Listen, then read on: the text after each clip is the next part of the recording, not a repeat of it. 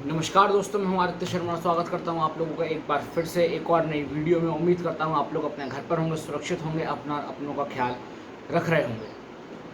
हाथ जोड़ के एक दरखास्त करता हूं आप लोगों से पहले कि इस वीडियो को एक तो पूरा देखिएगा। कोशिश करूंगा ज़्यादा लंबी ना हो। और अगर आप स्टूडेंट हैं या फिर स्टूडेंट नहीं भी हैं, कोई ना कोई तो आपके घर से स्टूडेंट होगा, उस तक ये वीडियो जरूर पहुँचाएँ और जितनी ज़्यादा शेयर कर सकते हो उतनी ज़्यादा शेयर करें। अभी पिछले हफ्ते नहीं, माफ़ करिएगा, अभी 3-4 दिन पहले ही सरकार का आदेश आया कि जो 12वीं की परीक्षाएं हैं वो निरस्त कर दी गई, कैंसिल कर दी गई। अब जब 12वीं की परीक्षाएं कैंसिल हुई तो मीडिया में दिखाया गया कि बच्चे बड़े खुश हैं, स्टूडेंट्स आर सो हैप्पी। लेकिन मैं खुद एक स्टूडेंट हूं और जितने लोगों से भी मैंने बात करी वो कहीं ना कहीं तो खुश हैं और कहीं ना कहीं नाराज हैं। खुश तो ऑब्वियसली इस वजह से कि पेपर कैंसिल हुए, क्योंकि जिस वक्त ये सिचुएशन जिस तरीके की चल रही है उस हिसाब से पेपर कराने की सिचुएशन थी भी नहीं। लेकिन जो बच्चे नाराज थे वो इस वजह से थे, निराश थे, मतलब कि उनको ये नहीं पता था कि किस तरीके से हमने जो पूरे साल तैयारी करी है 12वीं की पेपरों की, उनका रिजल्ट आएगा, उनका परिणाम आएगा। अभी तक सीबीएसई ने इसका कोई भी प्रपोजल नहीं दिया है। कल सुप्रीम कोर्ट का ये आदेश था कि सीबीएसई को दिया गया था सुप्रीम कोर्ट के द्वारा कि 15 जून तक हर हालत में सीबीएसई जो है बच्चों को बताए और स्कूल्स को भेजे कि किस तरीके से अब जो परिणाम है वो घोषित किया जाएगा, किन बेसिस पर किया जाएगा। लेकिन अभी तक इसका कोई भी औपचारिक घोषणा नहीं है। अब क्या क्या हो सकता है, क्या जो हो सकता है वो सही है, क्या बच्चों के साथ सही हो रहा है? मुझे नहीं लगता कि सही हो रहा है, बिल्कुल भी नहीं लगता सही हो रहा है। मजाक बना के रखा है। अब दो थ्योरी हैं यहां पर। एक थ्योरी आ रही है कि सीबीएसई सोच रही है कि पिछले 4 साल मतलब 9th 10th 11th इन 3 साल के रिजल्ट का बेस बनाकर 12th का रिजल्ट घोषित किया जाए। अब सबसे पहले 9th 10th की बात करते हैं। 11th में सबसे बड़ा हमारे इंडियन एजुकेशन सिस्टम में चेंज आता है कि स्ट्रीम अलग अलग हो जाती है। कोई बच्चा साइंस में चला जाता है, कोई बच्चा कॉमर्स में चला जाता है, तो कोई बच्चा आर्ट्स में चला जाता है। अब मानिए किसी बच्चे ने आर्ट्स लिए, मैं आपको आर्ट्स का एग्जांपल लूंगा क्योंकि मैं खुद एक आर्ट्स का स्टूडेंट हूं। अब मैंने आर्ट्स लिया क्योंकि मुझे आर्ट्स के सब्जेक्ट में इंटरेस्ट था।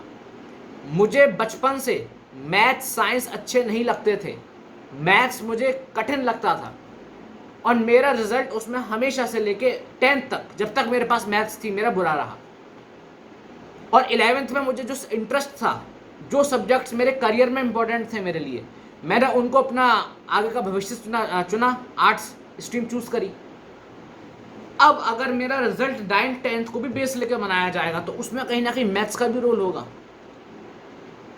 तो ये क्या मजाक है कि आप पहले कहते हो कि छोड़ सकते हो, उसके बाद आप उसको ऐड कर लो। तो अगर ये वाला सिस्टम होता तो भाई मुझे तो नहीं लगता कि बिल्कुल सही हो रहा है। बच्चे ने पूरे साल मेहनत करी है, स्टूडेंट ने, आप उसके साथ इस तरीके से खिलवाड़ तो नहीं कर सकते। अगला जो तरीका एक बताया जा रहा है कि जो 12वीं के इंटरनल असेसमेंट हुए स्कूल में, जो मतलब हाफ ईयरली होते हैं, मंथली पेपर होते हैं, क्योंकि बीच में स्कूल खुल गए थे तो ये पेपर्स हुए हैं स्कूल में, इनको आधार मानकर रिजल्ट घोषित कर दिया जाए। लेकिन एक बात होती है जो कि शायद आपको नहीं पता, मतलब पता तो होगी, कोई सब एक स्टूडेंट रह चुके हैं, कि जो टीचर्स जो होते हैं जनरली वो स्कूल्स में जब चेकिंग करते हैं एग्जाम पेपर्स की, जो स्कूल के इंटरनल पेपर होते हैं, उसमें वो चेकिंग थोड़ी कठिन करते हैं, टफ चेकिंग होती है। आखिरी तक बच्चों को, मतलब जो बच्चा बॉर्डर पर पास हो सकता है इजीली, उसको फेल करेंगे। जो बच्चा ज़्यादा नंबर ला सकता है उसको कम नंबर देंगे। और टीचर्स की एक माइंडसेट होता है इसके पीछे कि यार हमको ट्रेन करना है बच्चा बोर्ड्स के लिए। मुझे नहीं लगता कि बच्चा उसे ट्रेंड होता है। बच्चा उसे डरता है कि यार मैं इतना पढ़ रहा हूं, उसके बाद मेरे नंबर नहीं आ रहे हैं। तो अगर उसको बेस मान के जिन टीचर्स ने वो बच्चों को ट्रेंड करने के लिए जिस प्रकार से नंबर दिए हैं, आप उसको यहाँ पर बेस बना रहे हैं। तो मतलब जहाँ पर बच्चा बिल्कुल पास हो रहा होगा और बोर्ड में वो 50 नंबर, 55 नंबर, 60 नंबर ले आता, उसको 27 नंबर मिलेंगे रिजल्ट में। अब आप सोचिए, ये क्या सही तरीका है? मुझे तो नहीं लगता कि सही तरीका है, ये जस्टिस नहीं है बच्चों के साथ। अब हो क्या क्या सकता है? कल का ही एक आर्टिकल था द हिंदू का कि जो दिल्ली यूनिवर्सिटी है उसके जो डीन है, उन्होंने कहा है कि हम लोग 15 जुलाई से अपने एप्लीकेशन फॉर्म्स निकालना चालू कर देंगे ग्रेजुएशन के लिए, जो भी अब आगे कोर्सेज होंगे, और उसमें जो हम अपना तरीका लेंगे एंट्रेंस का, मतलब बच्चों को एडमिशन का, वो अपना पुराना वाला तरीका लेंगे। अब ये दिल्ली यूनिवर्सिटी का पुराना वाला तरीका क्या है? दिल्ली यूनिवर्सिटी का पुराना वाला तरीका है मेरिट बेस्ड, मतलब जो 12वीं के आपके नंबर होते थे उनके हिसाब से मेरिट बनेगी, और जो टॉप के बच्चे होंगे, मतलब जितनी भी सीट्स होंगी उसके हिसाब से बच्चे ऑल इंडिया से लिए जाएंगे जो भी अप्लाई करेंगे। अब जब पेपर ही नहीं हुए, जिन पेपरों की मार्किंग ही गलत करी, जिन पेपरों की मार्किंग उस तरीके से करी गई कि बच्चों को केवल एक टीचर ने ट्रेंड करने के लिए वो नंबर दिए थे, क्या उस बेसिस पर एक यूनिवर्सिटी को ये करना चाहिए कि आप उसको एडमिशन इस बेसिस पर दे रहे हैं कि किस तरीके से एग्जाम हुए थे? सेंट्रल गवर्नमेंट का पिछले साल का आदेश था, आदेश ये था सेंट्रल गवर्नमेंट का कि जितनी भी सेंट्रल गवर्नमेंट यूनिवर्सिटीज़ हैं उसमें अब जो एंट्रेंस, मतलब जो बच्चे का एडमिशन होगा वो मेरिट बेस्ड नहीं होगा, वो एंट्रेंस बेस्ड होगा। एक एंट्रेंस लिया जाएगा जिसमें बेसिक चीज़ें आएंगी, एप्टीट्यूड, इंग्लिश वगैरह। वो आदेश अब दिया तो हुआ है गवर्नमेंट ने, लेकिन अभी वो पारित नहीं हुआ है, वो पास नहीं हुआ है, वो अटका पड़ा है एजुकेशन मिनिस्ट्री के पास। क्या उसको फॉलो नहीं करना चाहिए? अब फॉलो करेंगे तो सवाल आएगा, क्या अब ये माहौल है पेपर कराने का?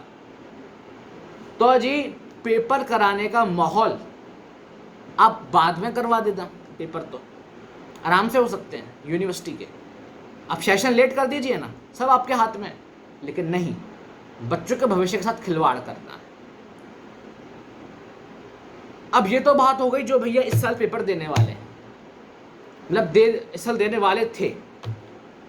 अब थोड़ी सी बात करते हैं 2022 में जो बच्चे 12th 10th देने वाले हैं, जिसमें मैं भी शामिल हूँ। मुझे अब 12th में मैं हूँ इस वक्त, और 22 में मुझे 12वीं के पेपर देने हैं।